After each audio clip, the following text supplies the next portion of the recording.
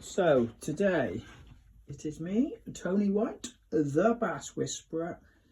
Few of you guys might know me, you might not, but addicted to bass fishing, endless, like it just never ends. What I'm thinking, what I'm doing. I do make a few little bits myself that I think will work. I try it, I don't, and like, like these are the ends of the Megabass spindle worms. Then you put small jig head on it, bang, you've got an awesome bit of kit there. I make these little critter baits. Big success on critter baits this year. Big fan of the Savage Gear gravity sticks, tails, pintails, whatever you want to call them. I catch a lot of fish on these, predominantly on white. When they're really picky, go darker, they'll come on form. You with me? Nighttime setup, predominantly white. Few little dark, there's some critters in there that, there's a little core bait there. Everyone knows the core bait now. Now that there produced me an 81cm bass this year, on a real tiny little neat tide. Tide was just pushing. I was right up the estuary out of the way, and as the fish were coming up, pushing the crab and shrimp up as the tides come in, they were up there. Now this thing, a lot of people don't fish this. I don't post a lot about it. They're a little bit tricky to get. You've got to get them in. I think they come in from Italy. Now this is a heart krill. Now if that don't look like a shrimp, I don't know what. I've been fishing that for about 6-7 years now. No one else has really twigged on to that one. That has pulled me out probably 5 or 6 over 70cm bass. Just in the flow, shallow dive, swims, rattle. That is a cracking little lure. But so what I'm going to change up to now, typically watching stuff on YouTube like we all do, we're all addicted to it. So they're called tubes. So this is a tube bait, right? Predominantly to look like a critter. They use them a lot in America. They're made in the USA. Re-owned baits there. You can Google them. I just got them off, I think it was off bloody eBay, But I like the look of them. Now, how do you rig it? What you're going to do with it? It's hollow inside. Lovely little tail on it. So what I'm thinking, I swear by these Berkeley jig heads. That's half inch in ounces. That's about 14 grams. And that's 3/8, which is about just under 10 grams.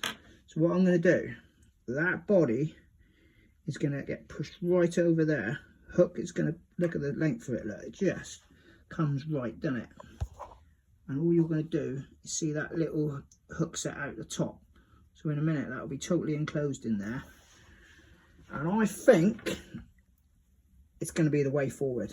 So here's one that I've already pre-rigged. You can hardly notice it, look, there's a little, alright, I've nicked it. I'm a bit rubbish at cutting silicone and stuff. I'm not, I just nicked it with set of pliers. The eyelet is there, I could just clip on that.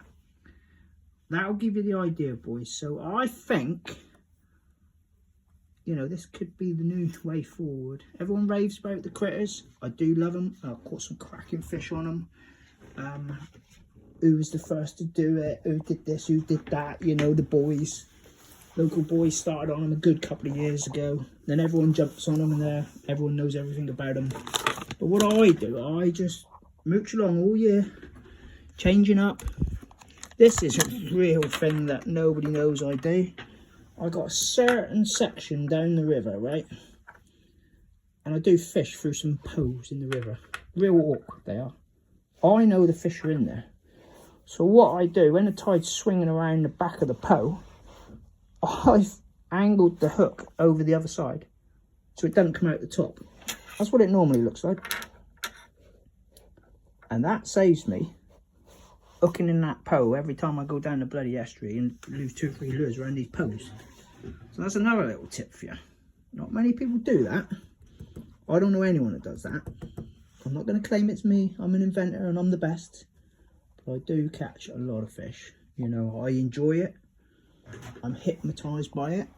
You know, there's stuff I do that people don't even see. In the olden days, before you could buy all this stuff, I used to glue lures together, hard lures, make things, you know. You go in the cupboard, look, it's everywhere. What do you do with it all? Yeah, look, shrimps, look. Everyone's on about these shrimp lures. I've had these for years. Used to do them off the boats. You know, the wrasse used to love them. You know, I got my preferred lures I use, but generally, I love making stuff. You know, I got like fly there, look, on an old bombarder float. You know, I got all sorts here, stuff I've made. Ah, look at this, look, here you go. There's another little shrimp there. So I've been banging away on these, catching.